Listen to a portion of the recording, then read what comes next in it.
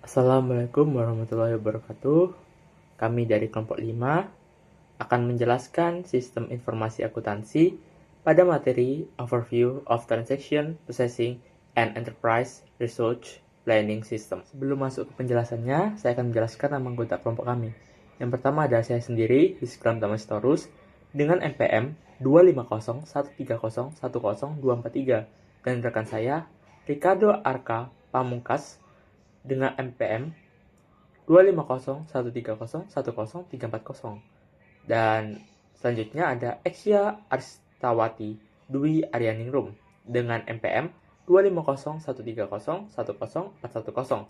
Selanjutnya ada Alfi Niam dengan NPM 25013010303. Dan yang terakhir ada Fadilia Nafisya Rahman dengan NPM 25013010422. Kemudian kita akan masuk pada pembahasan yang pertama, yaitu tentang Transaction Processing Data Processing Cycle, yaitu sistem operasi pada kumpulan data yang cukup kompleks dan relevan yang berguna bagi pihak perusahaan untuk suatu transaksi bisnis.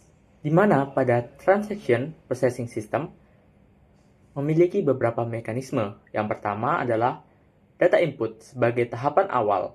Selanjutnya akan dimasukkan pada pengelolaan data, yaitu data processing, di mana akan disimpan dalam data storage, yang nanti hasilnya akan dimasukkan dalam informasi output yang digunakan dalam pengambilan keputusan suatu perusahaan.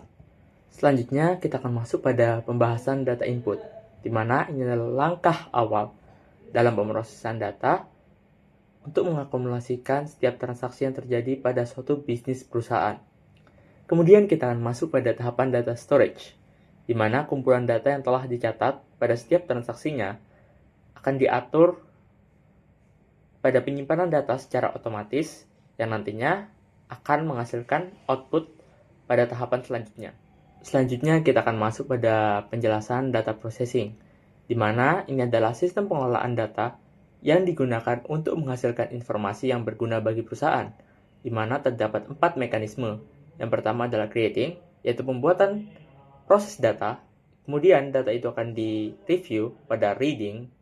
Kemudian akan ada pengupdatean dan juga penghapusan data yang dianggap sudah tidak berguna lagi bagi perusahaan, yang nantinya akan berguna untuk pengambilan keputusan di pihak perusahaan tersebut. Di sini saya melanjutkan penjelasan dari teman saya sebelumnya, yaitu information output, bagian akhir dari siklus pemrosesan data, di mana nanti hasilnya digunakan untuk pengambilan keputusan perusahaan. Ini ada Enterprise Resource Planning System, sistem perang yang membantu perusahaan dalam mengotomatiskan dan mengelola berbagai proses bisnis yang sudah terintegrasi. Lalu di sini ada manfaat EPRS, akuntansi data, dan efisiensi dan produktivitas terintegrasi dengan baik, dan ada pengambilan keputusan.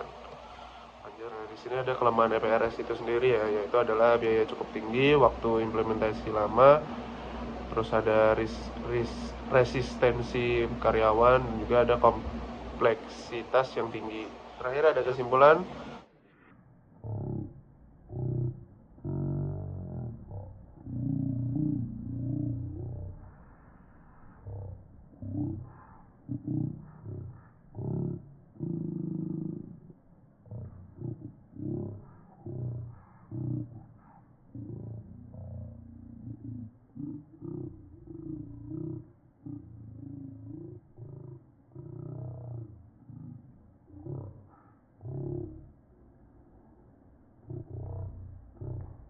Dengan baik. Oke, terima kasih. Ini presentasi dari kelompok 5. Kurang lebihnya mohon maaf. Wassalamualaikum warahmatullahi wabarakatuh. Izin.